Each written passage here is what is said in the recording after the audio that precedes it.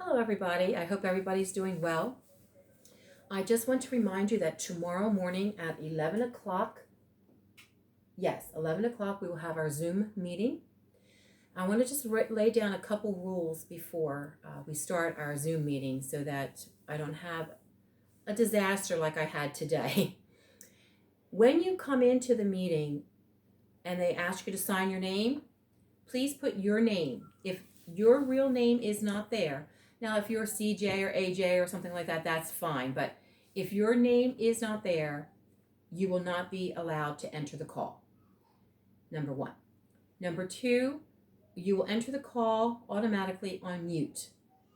Then after we go over what we need to go over and you listen to what has to be said, then I'll open it up for you guys to have maybe about 10 minutes to chat with each other. I really didn't want to have to do it this way, but as they say, hindsight is 20/20. So I had a moment there of blankness.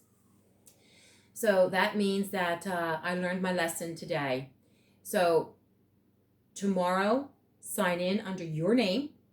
I will allow you to enter. Again, if you sign in under something else, whether it's even your email address that you've been sending me back and forth, you will not be permitted to enter the call. There will not be a video tomorrow night because tomorrow during this call is when we will take notes. Not long. The videos aren't long. I think the longest video has been 6 minutes. So they're average about 5 minutes or less. So they're not going to be that long. So your notes aren't, the call is not going to be that long either. All right. So I asked a question in the last video. I am not repeating it in this video. If you need to know the question, it is going down as a quiz grade because part of your assignment is to listen to the videos.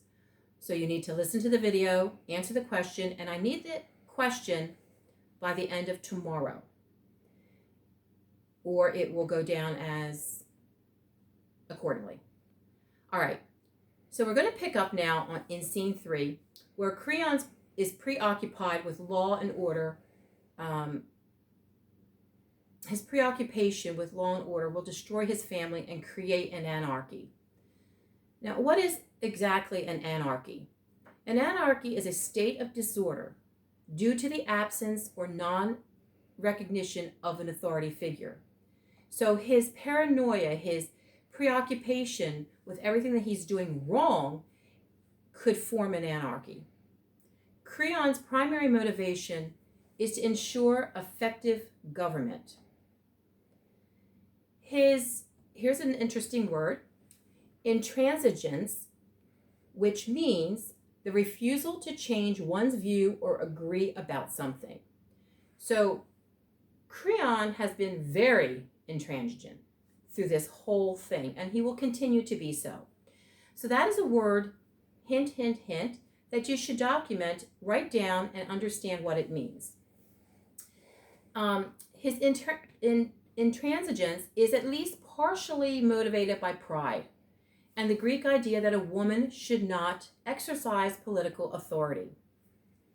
Now, shrewdly, Haman appeals to Creon's pride in being rational. On page 514, section 14, we read, "They say no woman has ever so unreasonably died to so shameful a death for a generous act. She covered her brother's body. Is this indecent? She kept him from dogs and vultures. Is this a crime? Death? She should have all the honor that we can give her." The people's reported reaction to Antigone's act of burying Polynices is actually in marked contrast to the cautious response of the chorus. The chorus is very cautious because they fear Creon. Okay. Also, we see in section 15, it says, yes, it says, I beg you, do not be unchangeable. Do not believe that you alone can be right. The man who thinks that, the man who maintains that only he has the power to reason correctly, the gift to speak, the soul, a man like that, when you know him, turns out empty. It is not reason never to yield to reason.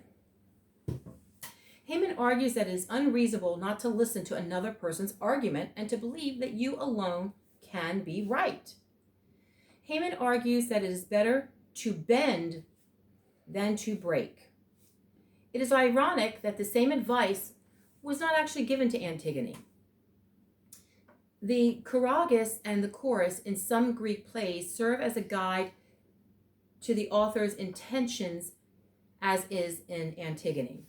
However, the choragus is even-handed and discreet. Again, they're afraid of Creon.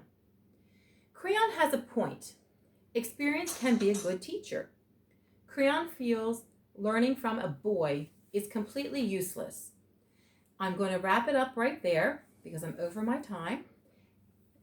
And you can take your notes on that, and I will talk to you tomorrow, or I'll give you part 2 in a few minutes. Bye.